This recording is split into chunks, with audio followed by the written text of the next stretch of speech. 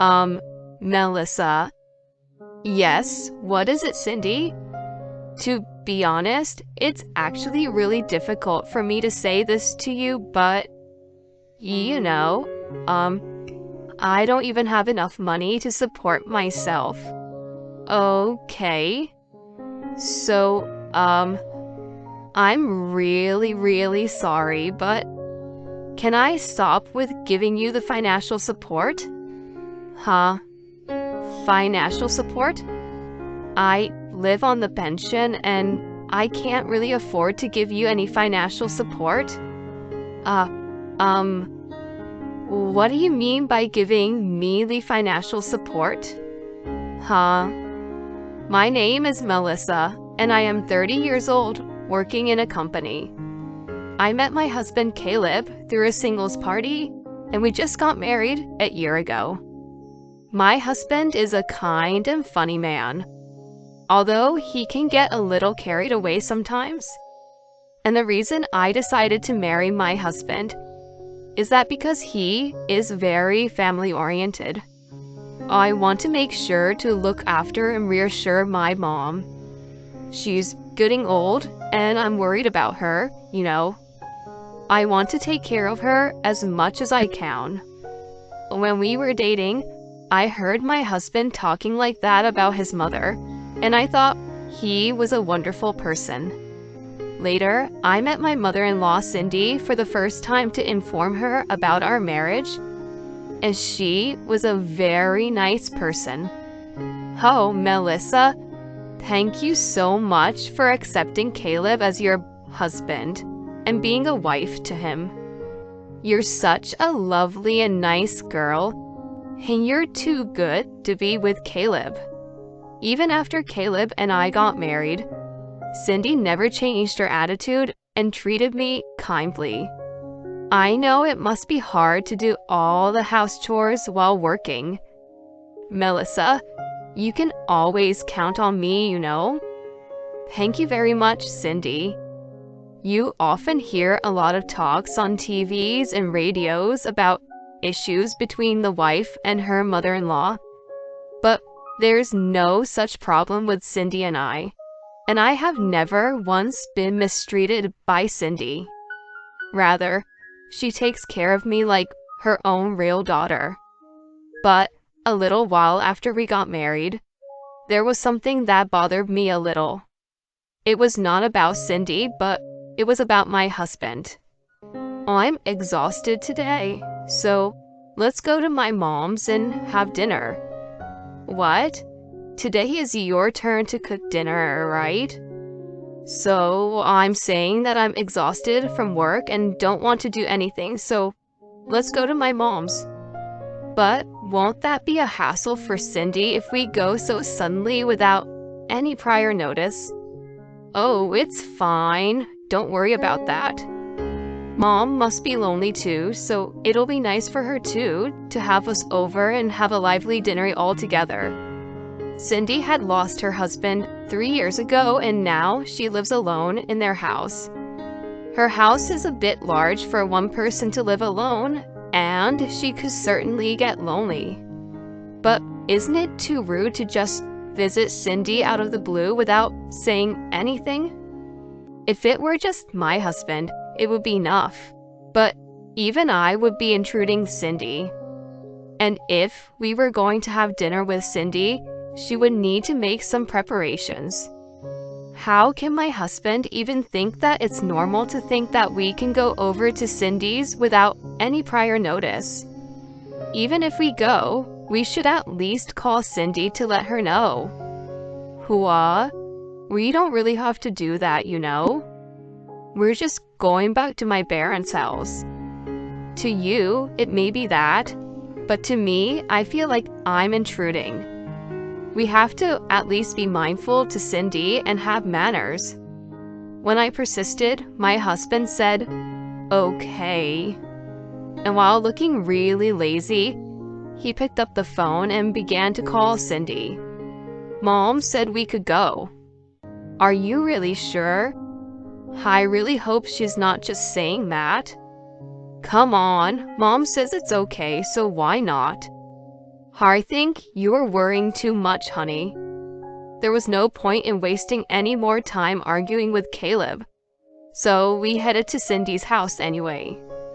Oh, welcome you two. Thank you for coming all the way down here. My mother-in-law greeted us with a huge, gentle smile despite our sudden visit. Well then, hurry up and do come in. I just got it ready now, so please do enjoy it before the meal gets cold. Huh? You cooked that much? Cindy had made several dishes for us and served them to us. When I heard that you two were both coming, I got really enthusiastic, you know? See, I told you. Mom is really happy that we both came here today.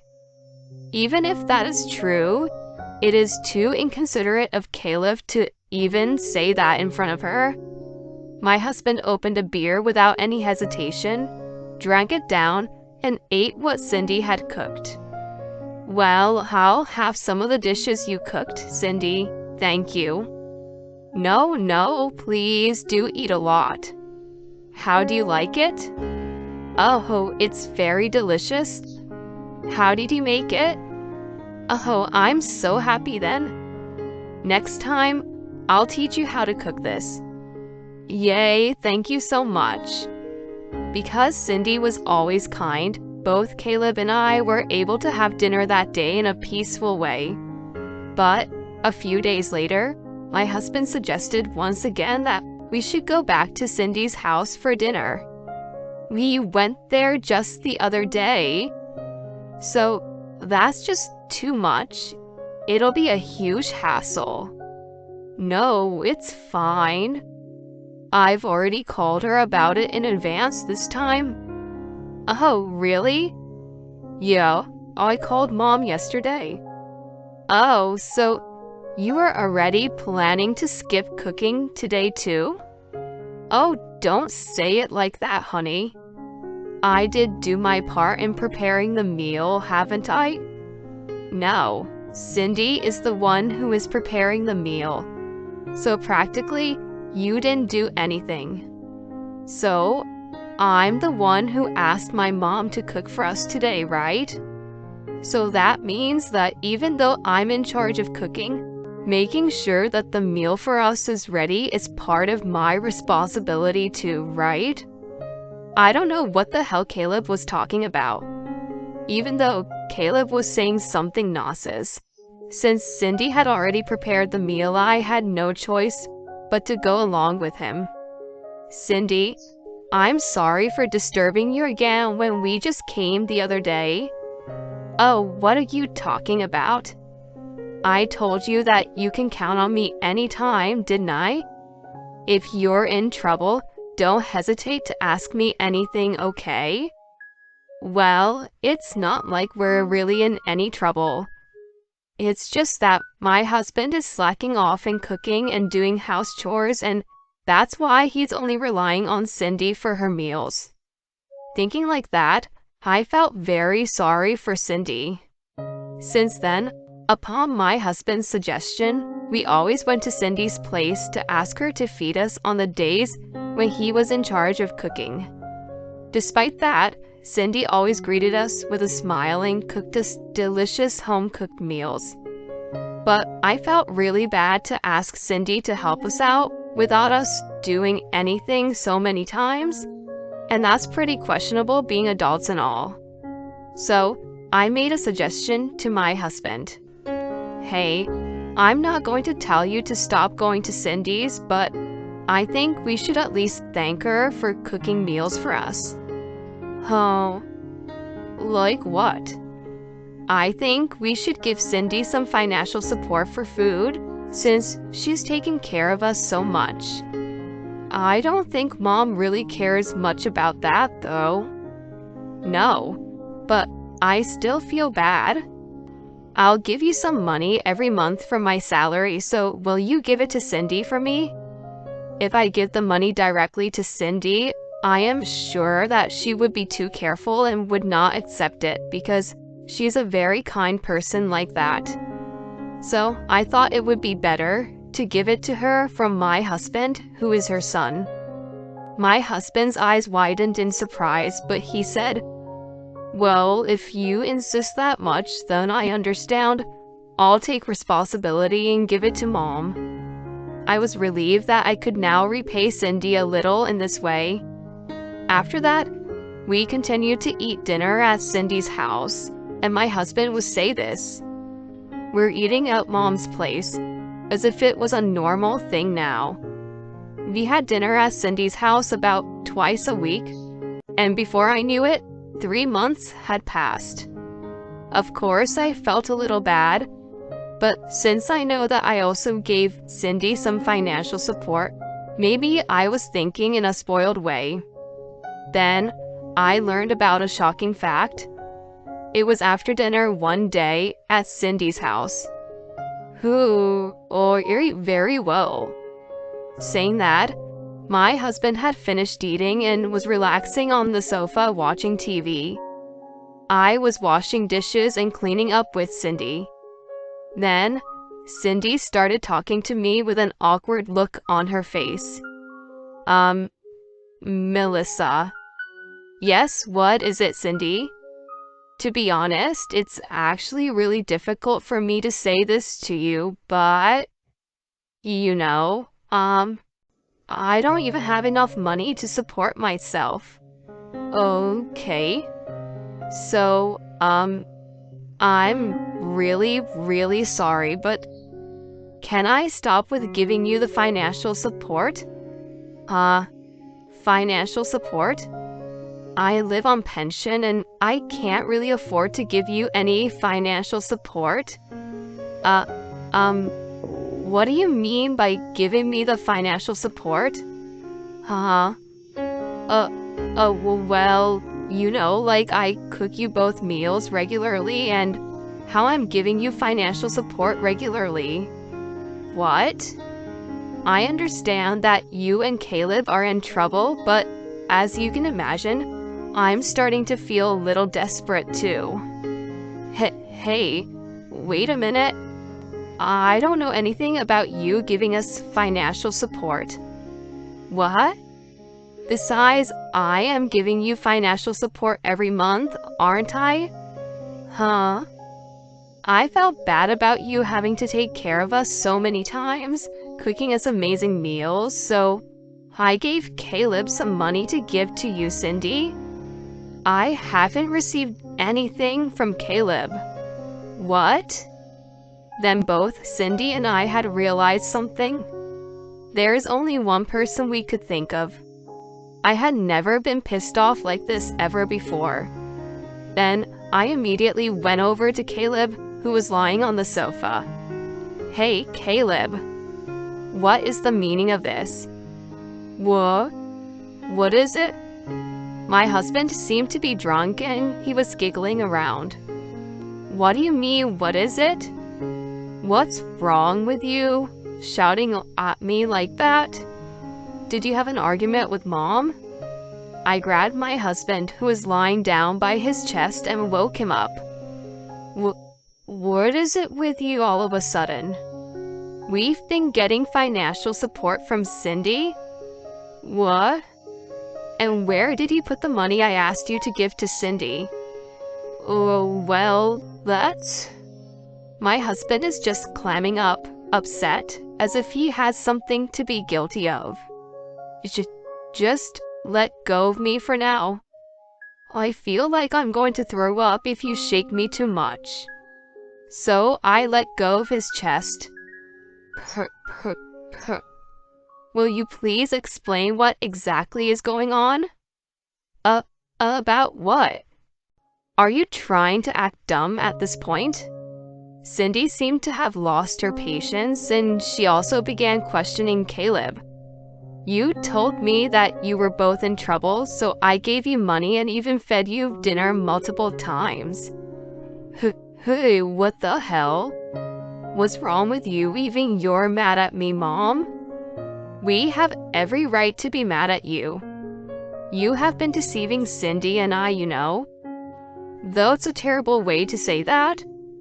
Then, where did our money go to? Hey, let's just stop talking about this. We just had mom's delicious food and now you're spoiling the good mood. And whose fault is it? That? My husband couldn't say anything back anymore and went silent. You're not going to tell me how you spent the money, are you? All right, fine. Then I have an idea too. Caleb looked at me as if he was asking me what my idea was. I called my sister-in-law, Lila. Lila is very protective of me and takes care of me really well, and my husband is very weak towards Lila.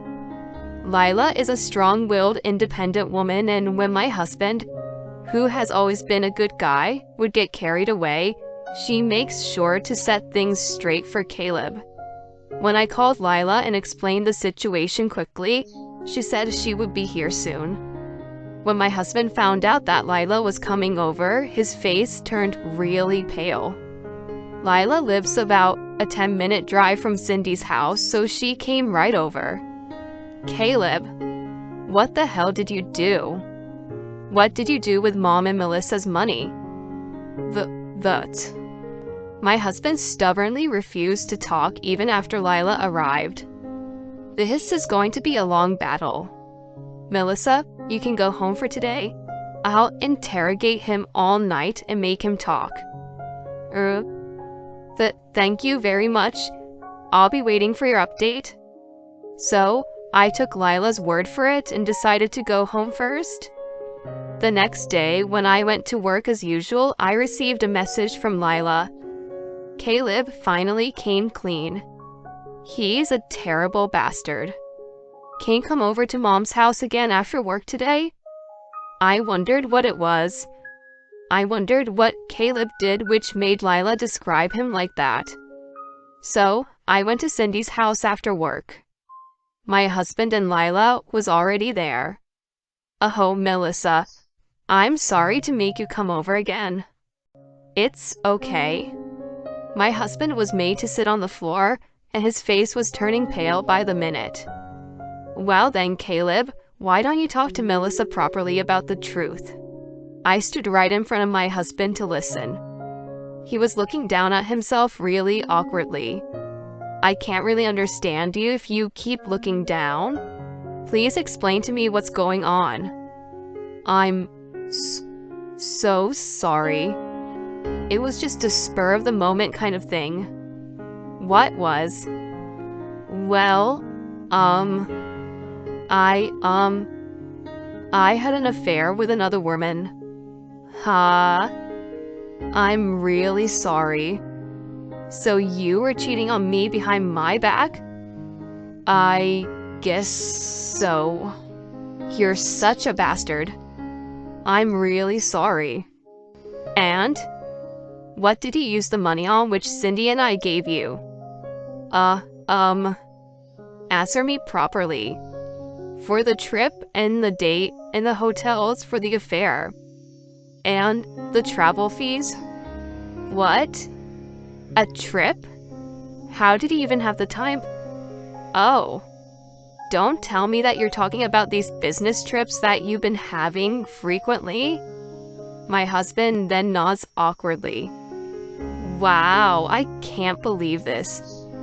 I can't believe that you lied about your job and went on a trip with a woman to have fun. I'm really sorry. It won't happen again, so please forgive me. Oh, there is no way that I will forgive you. We're getting a divorce. A divorce. No way. You can't just divorce me. It was a one-time mistake. Then, before I could get mad at Caleb for what he said, Lila and Cindy snapped. That's enough, Caleb. What you did is absolutely unforgivable. Yeah, that's right. And what do you mean it was just a one-time mistake? When you've been on numerous trips and you've been seeing her secretly many times. Divorce is a must.